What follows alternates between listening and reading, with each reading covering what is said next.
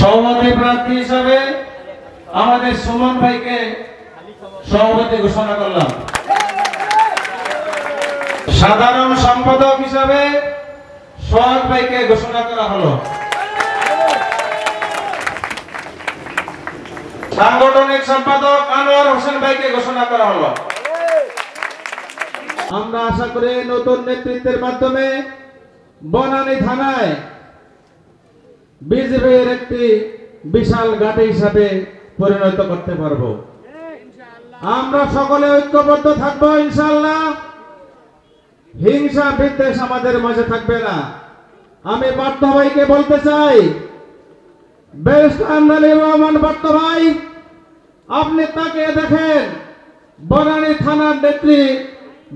থানার নেতৃবৃন্দ আপনার জন্য পাগলপাড়া হয়ে উপস্থিত হয়েছেন, এত কষ্ট করে এখানে উপস্থিত হয়েছেন। আমি প্রধান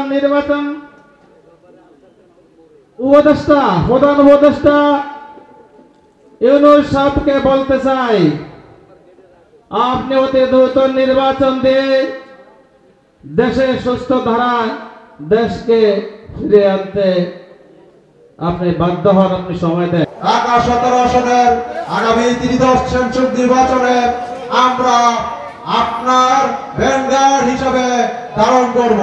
প্রিয় নেতৃবৃন্দ, বাংলাদেশ জাতীয় স্বেচ্ছাসেবক পার্টি ঢাকা 17 আসন নির্বাচনে রাজপথ থেকে যত ধরনের সাপোর্ট লাগে, যত ধরনের শক্তি দেখানো যায় আমরা তাই দেখাবো।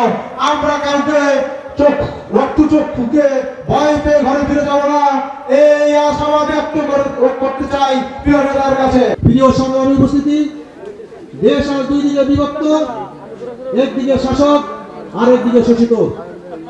আমার নেতা তরুণ সমাজের আইকন, সুস্থ ধারা রাজনীতির বাহক, আগামী দিনে ঢাকা 17 আসনের কান্ডারি, বাংলাদেশ জাতীয়বাদী বিজেপির চেয়ারম্যান জনাব ব্যারিস্টার আন্দালিব ভট্ট ভাই সাধারণ মানুষের পক্ষে কথা বলেন।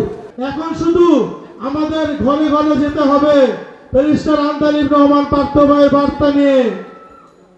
আমাদের এই 17 আসনের ভোটারদেরকে জানিয়ে দিতে হবে বিজেপির মার্কা গুরুগাড়ি মার্কা। আমার বিশ্বাস ঢাকা 17 আসনে পার্থ ভাই বিপুল ভোটে জয়যুক্ত হবেন এবং এই জয়ের পিছনে সবচেয়ে বেশি ভূমিকা রাখবে বাংলাদেশ জাতীয় স্বেচ্ছাসেবক পার্টি ইনশাআল্লাহ।